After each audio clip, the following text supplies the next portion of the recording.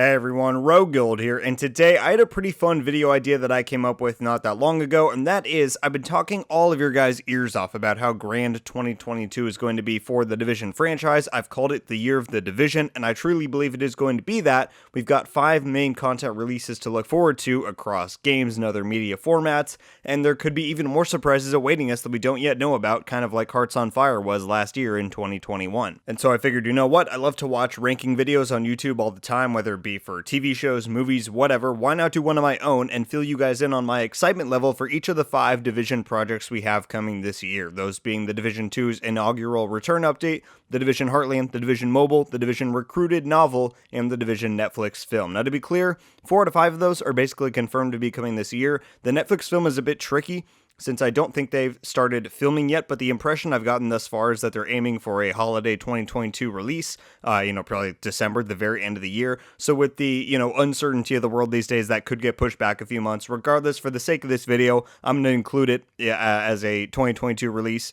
And with that said, I'm excited to do this, so let's just get right into it. I give you my ranking for the Division Universe releases of 2022, starting with number 5, The Division Mobile. Now to be clear, I'm not nearly as cynically inclined on this project the way that I've seen a lot of people be. I think that a mobile iteration of The Division is a big opportunity for this franchise to reach a lot of new audiences, and I think that's going to be a vital step for Ubisoft to grow the popularity of the IP as they try and expand the universe.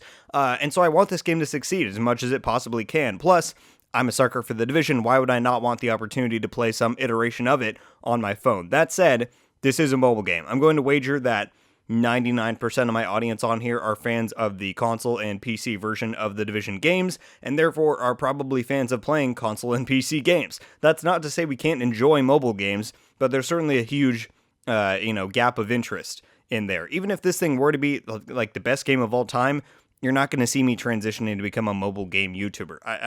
I suppose I shouldn't cut myself off from that possibility, but you guys know what I mean. As much as I'm a fan of The Division, and as much as I want this thing to be great, both for my own enjoyment and for the furtherment of the IP's popularity, it's still going to be a mobile game. And out of everything else on this list, it's probably the thing we know the least about. Is this going to be a recreation of a game similar in gameplay to Division 1 and 2? Is this going to be a mobile traditional game with the Division skin over top it? Is it going to be some sort of augmented reality experience like the one they teased a long time ago?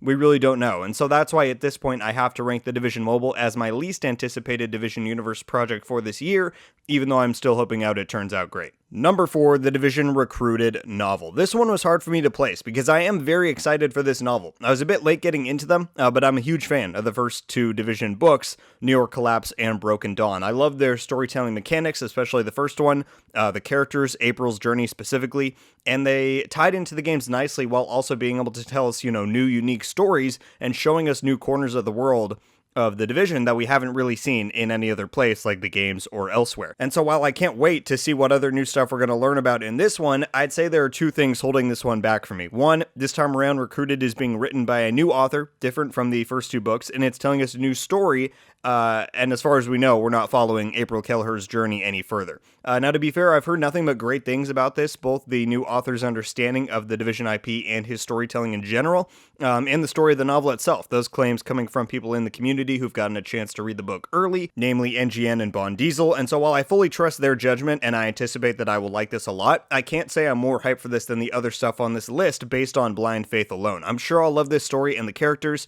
I'm sure I'll be able to get over the fact that April isn't in this, but I need to see it for myself first. And then additionally, being a novel, this project only has so much capacity to hype me up as a Division fan. Like I said before, I love the world of the Division. Broken Dawn specifically showed off a lot of neat things that we've never seen in the games. And so while I love learning more about that kind of stuff, at the same time, I'm a fan of this franchise because of the video games. And so it's hard for me to become more excited for a book than I am for some of the games that we have coming up. Even though I'm still very excited to see what they've got in store with this, it's been teased that it could have some connection to Heartland. I'll be very curious to find out if that's accurate or not. It's also the soonest releasing project, coming out in February next month. So there's lots of hype for sure, but it's hard to surpass the other stuff that we're going to talk about. So the Division Recruited slips in at number 4. Number 3, the Division 2's new content and update. This one might surprise a few people, I'm sure. I know I just said it's hard for a non-game project to get me more excited than the games themselves, and we'll talk about that as we go along in the ranking with the other non-game thing on this list, but the Division 2's content is definitely a solid middle placement as far as my excitement goes for it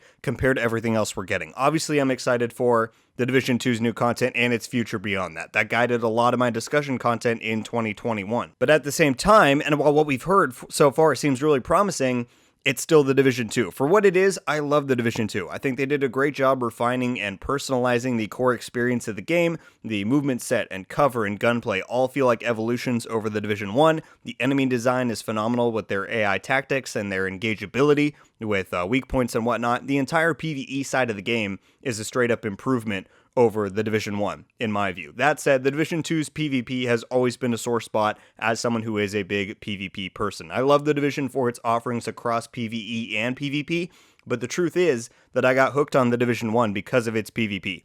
And I said this long before they announced, future content for the Division 2 after Season 4, but I wish that they would have just stopped development for Division 2 and moved on to the Division 3 long ago. I still love the game, I still play and enjoy both the PvE and PvP for what they are, but in a world with no consequences, no concern for money, I would choose the Division 3 over more Division 2. And so while I am very excited at the promise of what this Year 4 content is going to bring us, with the new game mode, the specialization skill trees, the seasonal content changes, and all of the continued content we're confirmed to be getting after that point, it's still under the umbrella of the Division 2, which I love, but obviously has its own faults and issues which will never be sorted out without a new game, I don't believe. And so compared to the final two items on this ranking list, it's hard for me to put this any higher, despite my immense excitement to see where they're taking this in the future. Number 2, drumroll, The Division Netflix film. Maybe this is a surprise to some of you, maybe not, but I am extremely excited to see this thing, and that's for many reasons. Number 1, if you did not know, I'm a film major in college. I have a big connection to film and cinematic storytelling in my life, and so to have that be coming to my favorite game franchise of The Division, it's hard not to get excited at the thought of those two worlds colliding. Additionally, the talent behind this film is promise enough that we're going to get something pretty special here. The film's director is Rawson Marshall Thurber, who just walked out of 2021 with his film Red Notice being Netflix's most successful film of all time on there, I believe. And so that is huge alone. But what's even better is that he's a massive fan of The Division. He was there in person at E3 2013 when this thing was revealed, and he waited in line for the gameplay demos and all that stuff. He plays The Division 2 every Tuesday night with a bunch of his buddies. The dude is a hardcore Division fan, and so to have someone with as much experience in high-budget filmmaking like he does, and have that personal connection to the project he's now working on, we'd be pretty unlucky to have that lead to anything other than greatness. And if you're wondering, the way that I know a lot of those facts are from 2 interviews that Rawson has done with some of my fellow content creators. He actually answered one of my questions in one of those, and so I will leave links to those interviews in the description for you to check out if you so care to. The dude seems really genuine and awesome. Another promise of greatness, the 2 leads who have been attached to this project for years, basically, are Jake Gyllenhaal and Jessica Chastain, whose names, even if you aren't a huge film fan, are probably at least somewhat familiar. They are world-class talents who are now bringing their skills to the world of The Division. Now, to be fair, good actor equals good movie is not a foolproof equation. I'm not saying that their presence ensures this thing will be amazing, but it certainly doesn't hurt. And to hear that they've been attached and dedicated to this project for so long, through multiple director changes and timeline shifts, it's just reassuring to hear. You want your actors to be passionate about what they're doing, and this absolutely seems to be the case here. And then lastly, beyond all that stuff, movies are just dope. There's only so far you can push the excitement and imagination of a story within the structure of a novel or an audiobook like Hearts on Fire, but to see the rooftop shootouts, to see rolling seeker mines, to see the flying hive drones in the air, that's just going to be so cool. And listening to Rawson's interviews, it totally seems as though he's committed to faithfully bringing all of those things to the screen. And so with the action, the nostalgia, some of the fantastic actors, and hopefully a compelling story, it's hard for me not to get hyped about this Division movie. Plus, if they're depicting Keener's origin story, as many have speculated, and Jake Gyllenhaal is playing Aaron Keener, oh boy, I'll leave it at that. I'm super hyped for this project. And last but most certainly not least, number 1, you guessed it, The Division Heartland. This is easily my most anticipated upcoming Division Universe project of 2022. I've explained why plenty of times, but I'll give it the rundown once more. I'm a PvP nut. The Division 1 Dark Sun remains my all-time favorite gaming experience in general, And so while I love the fact that the Division is a PvPvE franchise, I love the looting components, I love the incursions and the raids, I thoroughly enjoy the PvE side of the game, PvP will always be my favorite. And so The Division Heartland is a solo spin-off project coming from Red Storm Entertainment, who, if you don't know, led Division's PvP development and balancing from the game's first launch in 2016 up until October-ish of 2019, when they were moved off the project onto their own thing, which we now know as Heartland. At face value, we know next to nothing about this title, and while Division PvP developer making Division game would be enough to hype me up, I do know a bit more about Heartland than a lot of the community through one way or another, and so while I cannot divulge anything, you're free to peruse through my Heartland playlist here on the channel to pick up some of my thoughts. I'm immensely excited for what this game is going to offer us. If for no other reason, Red Storm is a passionate group of developers. I adore Terry and Keith, who are the creative and game director of the project respectively. From their times in interviews and on State of the Game, they seem like awesome, solid dudes who have a passion for creating the best Division experience they can. And while Red Storm brought us the majority of the 1.8 update for the Division 1, that was fantastic on its own, what's potentially even more exciting is that with Heartland, these guys don't have to work under the constraint of both Massive and the Division's PvE side anymore. You know, stuff like classifieds were so detrimental to PvP in the Division 1 because they were trying to create something powerful and enticing for both sides of the game.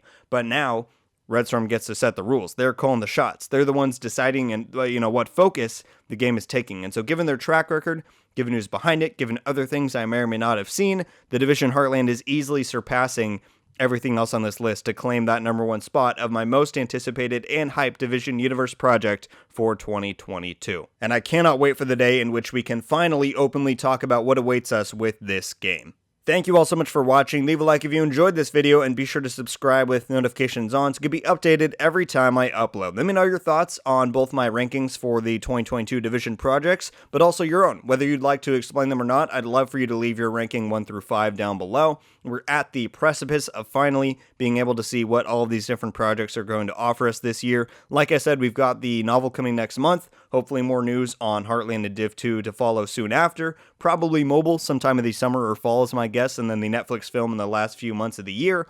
It's an exciting time to be a Division fan. The year of the Division has finally commenced. The wait is finally over. That's going to do it for me today, though, everybody. Once again, thank you all so much for watching. I hope you have a wonderful day, and until the next one, guys, RogueGold out.